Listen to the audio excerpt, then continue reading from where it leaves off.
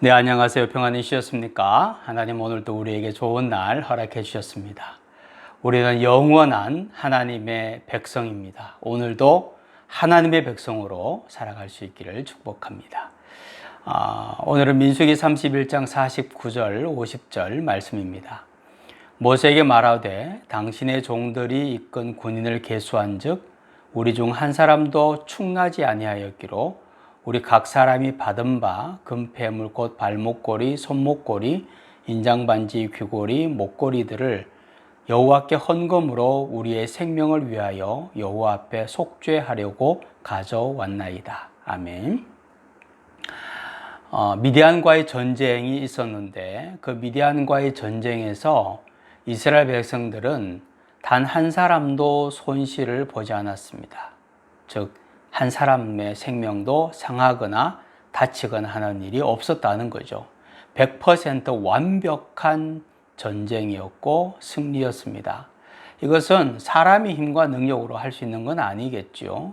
하나님께서 은혜를 주셨고 하나님께서 군대의 대장이 되어 주셨고 하나님께서 친히 이끄신 하나님의 전쟁이었기 때문에 가능한 일이었습니다. 탈취물과 포로들의 숫자를 31장에 쭉 기록을 해 놓았는데 이 내용을 보면 탈취물들, 포로의 숫자가 어마어마하기 때문에 이 전쟁은 굉장히 큰 전쟁이었다는 걸 알 수 있습니다. 그럼에도 불구하고 단 한 사람의 생명도 잃지 않았다는 것은 특별한 하나님의 은혜임을 알 수 있습니다. 이스라엘의 지휘관들은 본인들도 그것을 보면서 너무나도 놀랍고 하나님께 감사하게 됩니다. 그리고 한 명의 생명도 잃지 않은 것에 감사하면서 하나님께 예물을 가져옵니다. 그런데 그 예물은 여호와 앞에 속죄하기 위한 예물이다. 그런 말을 하면서 그 지휘관들이 하나님 앞에 예물을 드렸다는 거죠.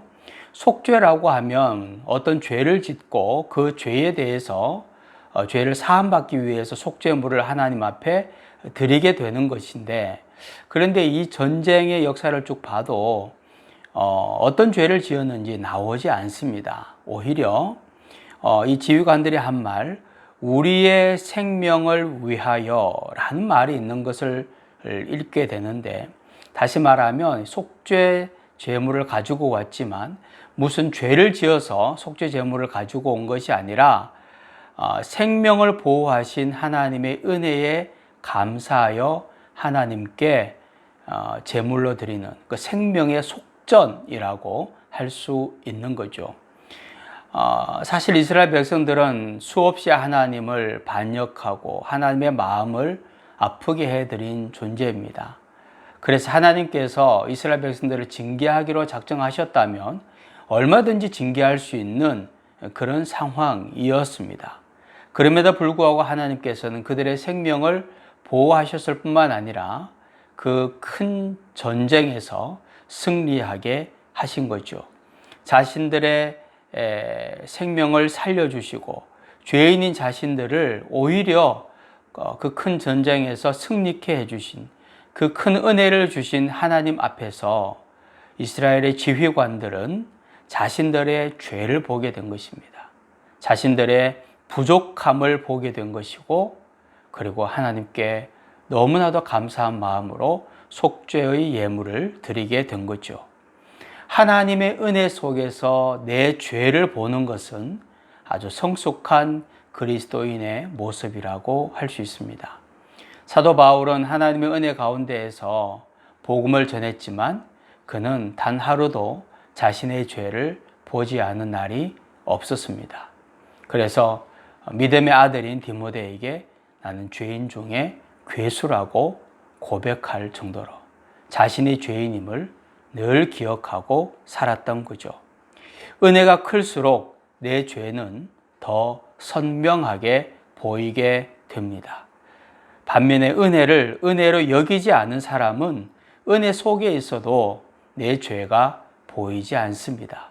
그래서 교만이라는 하나님께서 가장 싫어하시는 죄를 짓게 되는 것이죠. 은혜 속에서 오히려 내 죄를 보는 성숙한 그리스도인으로 살아갈 수 있기를 축복합니다. 하나님, 오늘도 은혜 가운데 삽니다. 주의 은혜 안에서 내 죄를 보게 하셔서 내가 얼마나 죄인인지 분명히 알고 나 같은 죄인을 사랑해 주신 그 은혜가 얼마나 크고 놀라운지를 또한 깨닫고 그래서 오늘 하루도 교만하지 아니하며 겸손하게 살아가는 삶이 되게 하여 주옵소서. 예수님의 이름으로 기도하옵나이다. 아멘.